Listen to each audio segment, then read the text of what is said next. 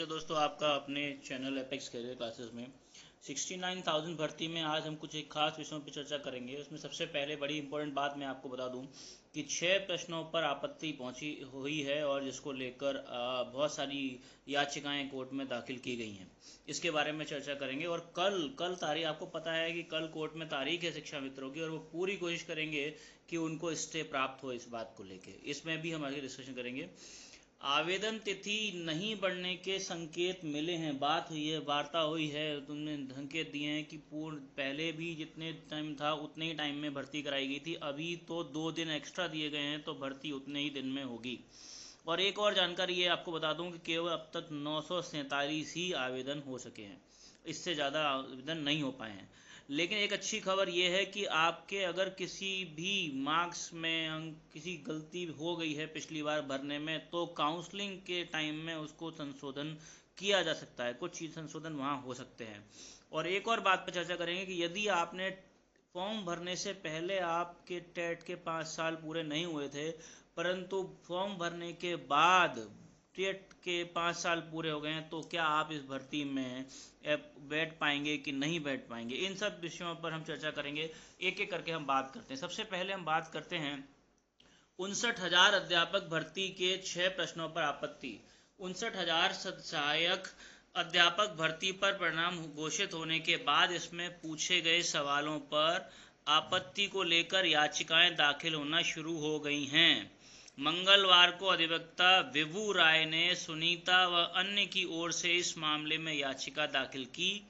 याचिका में भर्ती परीक्षा में पूछे गए कुल 6 प्रश्नों में पर आपत्ति दर्ज की गई। ये कुल 6 प्रश्नों पर आपत्ति दर्ज की गई।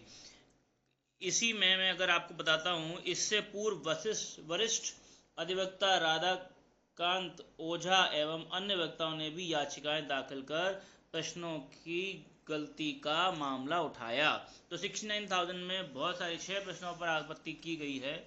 इसके बाद चलते हैं दोस्तों कि ये जो मोबाइल नंबर बदलने की बात की, अब तक 947 ही केवल आवेदन हुए हैं। कल पीएनपी में शिक्षक भर्ती के लगभग 20 से 25 अभ्यर्थी मंगलवार को दोपहर उत्तर प्रदेश बेसिक शिक्षा परिषद कार्यालय पहुंच गए। इन अभ्यर्थियों का कहना था कि उन्होंने आवेदन के साथ जो मोबाइल नंबर लिखा था वह बदल गया है। इस बारे में सचिव की ओर से आवेदन की नियमावली में कोई जानकारी नहीं है। इस संबंध में यह सचिव से मिलना चाह रहे थे। अभ्यर्थियों की संख्या अधिक होने की से सोशल डिस्टेंसिंग की नियमों की वजह से सचिव ने उनसे मिलना मना कर दिया और पुलिस को उन विद्यार्थियों को बाहर निकालना पड़ा। अब बात करते हैं दोस्तों आवेदन तिथि बढ़ने के संकेत। तो मैं आपको बताना चाहूँगा कि सचिव बेसिक शिक्षा परिषद विजय शंकर जी मिश्र जी से बात हुई तो उन्होंने बताया कि 68,500 भर्ती में सिर्फ 7 दिन प्राप्त हुए थे। उसमें भी तकनीकी खामियां आई थी और बाद में वो तकनीकी खामियां ठीक कर ली गई थी। लेकिन इस बार लॉकडाउन के चलते पहले से ही 9 दिन दिए गए हैं। अभी भी 947 आवेदन तो भरे गए हैं, लेकिन टेक्निकल फॉल्ट आज के दिन बुधवार के दिन पूरा शाम तक ये कंप्लीट कर लिया जाएगा। तकनीकी खामियां खत्म कर ली जाएंगी तो शाम को 6 बजे के बाद से साइट पूर्णतः सुचारू रूप से चलने लगेगी और इसको फॉल्ट को ठीक किया जा सकेगा। तो अभ्यर्थी टाइम से इसको आवेदन कर सकेंगे। ये बात बिल्कुल उन्होंने पूर्णतः कहा कि इसमें तिथि बढ़ाने के कोई संकेत नहीं है। ये बात बिल्कुल स्पष्ट तौर पर उन्होंने कहा। इसके बाद में अगर मैं आपको बताऊं कि उस एक बात हुई थी नियम की, पिछली बार नियम का हाईकोर्ट पिछली बार सचिव का सभी बीएसओ को निर्देश था कि जिन विद्यार्थियों के मार्क्स टीईटी के मार्क्स पहले कम थे बाद में बढ़ गए, या उनके चढ़ाने में कोई गलती हो गई, या पहले कोई संशोधन हो गया, या विवाह को लेके पहले कोई विवाहित नहीं था इस बीच में विवाहित हो गया, तो ये सब चीज़ों को देख के जो विद्यार्थियों के दिमाग में संशय है कि क्या हम उसमें हमारे चीज़ों में परिवर्तन हुआ है तो हमारी काउंसलिंग प्रॉपर हो पाएगी कि नहीं, मैं आपको ये बताना चाहता हूँ कि पिछले आदेश को ही इस बार भी वही आदेश मान रखा जाएगा। और आप सभी को जो एक्चुअल काउंसलिंग होगी, फिजिकल काउंसलिंग होगी, जहां आपको हाथ से भरना पड़ेगा, वो सब काउंसलिंग के लिए जब आप जाएंगे तो उसमें वो करेक्शन होंगे और फैसला आपके पक्ष में ही आएगा। यानी कि आपको बाद में एक कंडीशन इसमें रहेगी कि आपको जो जिला मिलेगा उसी जिले के लिए ही आप रहेंगे, आप ट्रांसफ़र की बात नहीं करेंगे। ये बात मैं कर रहा हूँ जब मेन काउंसलिंग होगी तब की। उस काउंसलिंग में आपको जो नियम जो भरने होंगे वही सब ठीक से भरेंगे तो आपको परेशानी नहीं होगी और फैसला आपके समर्थन में ही हो गया।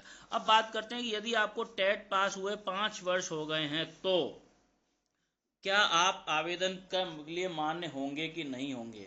तो मैं आपको बता दूं कि टेट अगर आपने आपने टेट 5 साल पहले किया था लेकिन सुपर टेट का फॉर्म भरने तक आपके 5 साल पूरे नहीं हुए थे, परंतु इस अवधि में पेपर देने से लेके अब तक की अवधि में अगर 5 साल पूरे हो गए हैं तो वो मान्य होगा।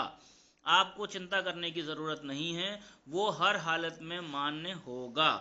दोस्तों, इससे अगले वाले वीडियो में मैं आपको एक खास बात बताऊंगा कि अगर आप काउंसलिंग पूरी कर लेंगे तो उसके बाद क्या होगा, कैसे होगा, किस तरह का आवेदन फॉर्म होगा, किस तरह का काउंसलिंग फॉर्म होगा, क्या प्रक्रिया होगी, वो अगले वीडियो में मुलाकात होगी आपसे।